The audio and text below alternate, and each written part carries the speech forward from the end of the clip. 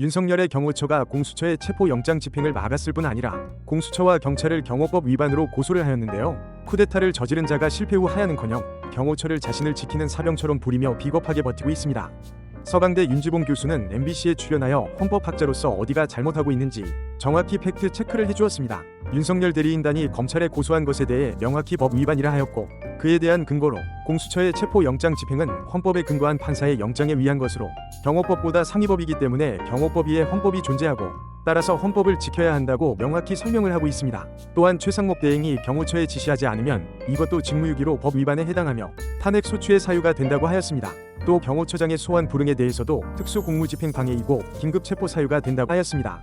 그는 윤석열을 체포하지 않으면 우리나라 사법 시스템이 제대로 작동되지 않는 것을 전 세계에 보여주는 상황이 되므로 반드시 체포해야 한다고 하였습니다. 또한 계엄을 즉시 해제해서 계엄 이전으로 돌아왔기 때문에 문제가 없다는 변호인단의 말도 안 되는 주장에 위헌 위법한 계엄의 선포는 이미 완성이 되었고 국회의 계엄 해제의 권능을 방해할 목적으로 위원들을 막아서고 가결을 막을 목적으로 계엄군을 국회에 투입시킨 것을 전 국민들이 다 봤다.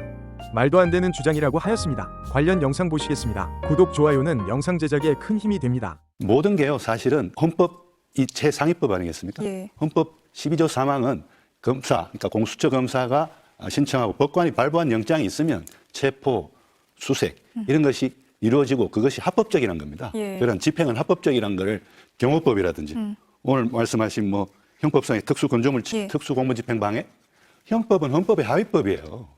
그런데 어떻게 그런 하위법을 근거로 해서 이 정당한 영장 집행을 위해서 직무를 수행한 그런 공수처 수사관 등을 고발할 수 있습니까? 이건 법리적으로는요, 말이 안 되는 일입니다. 외국에서 대한민국의 사법 시스템을 어떻게 보겠어요?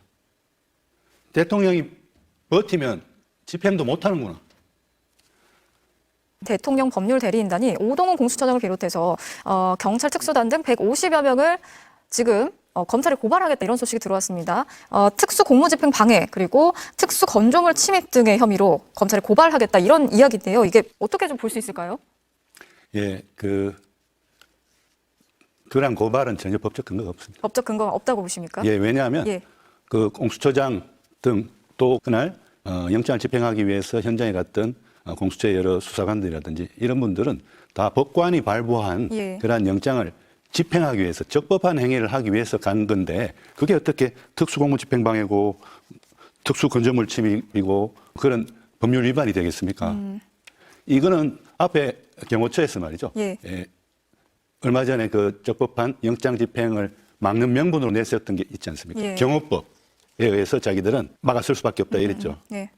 모든 게요, 사실은 헌법이 최상위법 아니겠습니까? 예. 헌법 12조 3항은 검사, 그러니까 공수처 검사가 신청하고 법관이 발부한 영장이 있으면 체포, 수색 이런 것이 이루어지고 그것이 합법적이라는 겁니다. 예. 그런 집행은 합법적이라는 것을 전제로 하고 있고 그걸 헌법에서 이야기하고 있는데 경호법이라든지 오늘 말씀하신 형법상의 특수건조물 침입, 예. 특수공무집행방해, 형법은 헌법의 하위법이에요.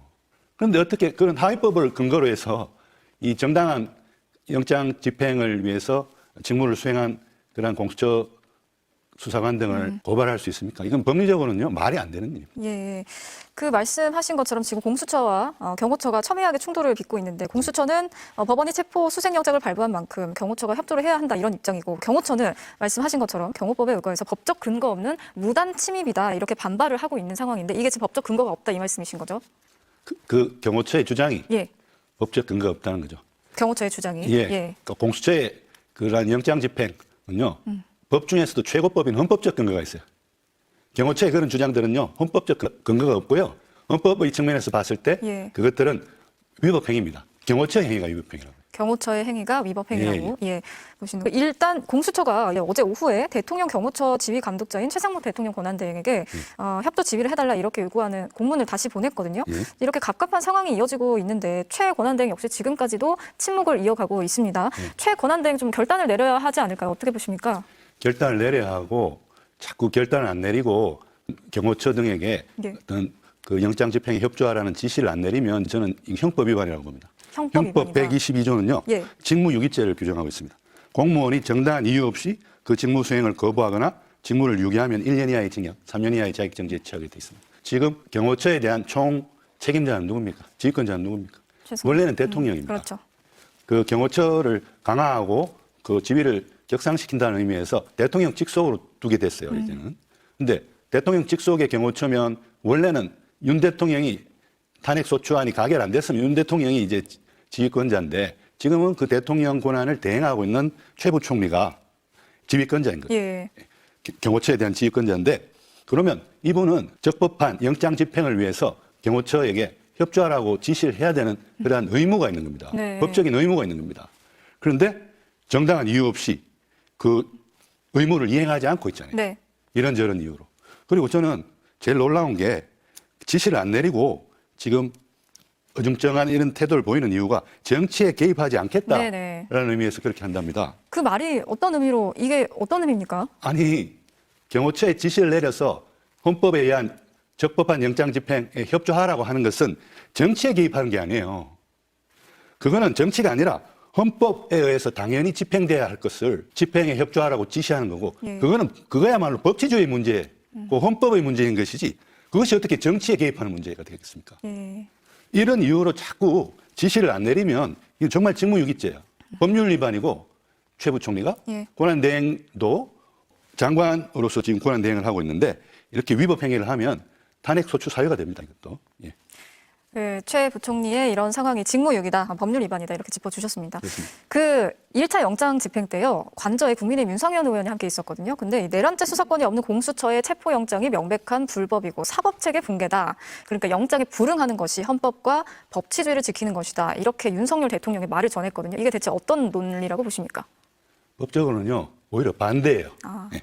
반대예요. 영장에 불응하는 것이 헌법과 법치주의를 지키는 것이 아니라 적법하게 법관에 의해서 발부된 영장 집행에 불응하는 것이야말로 헌법 12조 3하에 규정되어 있는 영장주의 원칙 파괴하고 법치주의를 파괴하고 사법 시스템을 파괴하고 사법 체계를 붕괴시키는 그런 시도라고 봅니다. 저는 요새요. 윤 대통령 측이나 윤 대통령 그 변호인 측이나 혹은 일부 여당 의원들 말을 보면요. 반대로 이야기하는 것 같아요. 많은 것들을. 그러니까 적반하장이라고 그러죠. 우리가 하고 싶은 이야기를 반대로 이야기하는 것 같아요. 국민들이 하고 싶은 이야기를 예. 반대로 이야기하는 거죠. 예. 아니 정당한 영장 집행에 협조하지 않고 불응하는 것이 헌법과 법치주의를 파괴하는 것이지 영장에 불응하는 것이 어떻게 헌법과 법치주의를 지키는 거예요.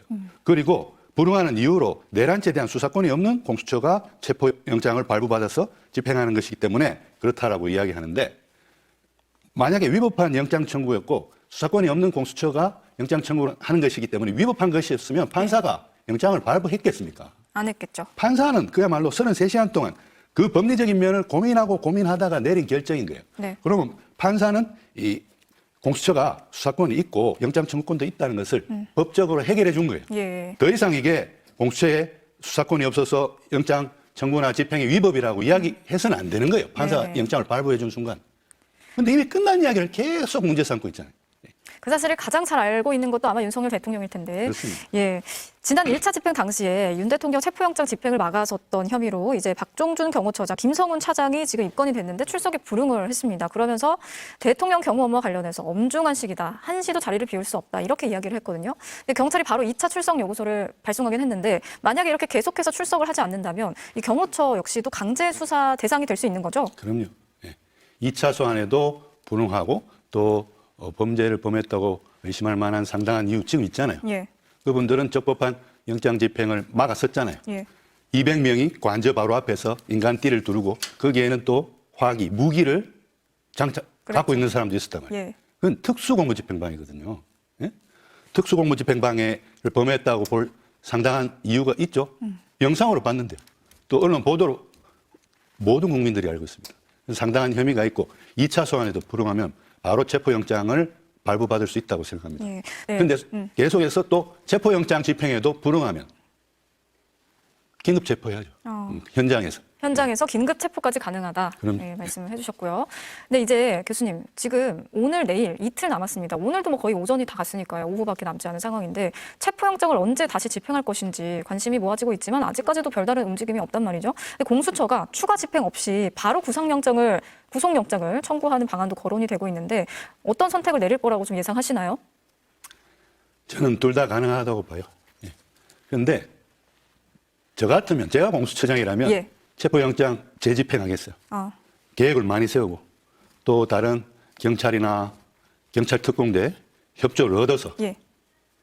그 영장 집행을 불응하면은 바로 거기서 공수처장, 차장, 저 영장 집행을 방해하는 경호처 직원들 다 긴급 체포하고 체포영장을 집행하겠습니다.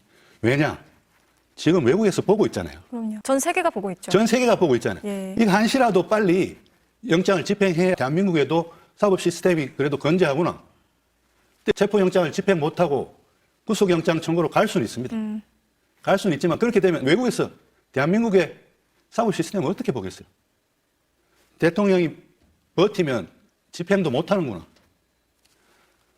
그래서 구속영장으로 바로 갈 수 있습니다. 체포 안 하고. 예. 예. 구속영장 청구하면요. 구속영장 발부할 겁니다. 법원은. 왜냐하면 구속영장의 발부 기준은요. 범죄를 범했다고 의심할 만한 상당한 이유가 있고 네. 이유가 있기 때문에 체포영장도 발부된 거잖아요. 그다음에 구속영장을 발부받기 위해서는 범죄 혐의의 중대성이 있어요. 이 내란죄 혐의이기 때문에 그리고 또 내란 우두머리 혐의이기 때문에 중대성이 있습니다. 나머지 요건이 뭐냐면 예. 증거인멸 및 도망의 우려입니다. 지금 정당한 영장을 가지고 체포하러 갔는데 지금 경호처 직원들 뒤에 숨어서 나타나지도 않았잖아요. 예. 예? 이 도망의 우려가 왜 없습니까? 그리고 범행을 혐의자가 계속 부인하는 것은 법원에서는 이제 영장 발부할 때 증거인멸의 우려가 있다고 봅니다. 예. 계속 부인해 오고 있잖아요. 구속영장도 발부될 겁니다. 그런데 지금 상황으로 봤을 때 윤 대통령이 영장실질심사한다고 법원에 나오겠습니까? 예. 그럴 경우에는 이제 그걸 미체포 피의자라고 하는데요. 그런 경우에는 신문 없이 구속영장 발부 여부를 법관이 결정할 수가 있습니다. 예.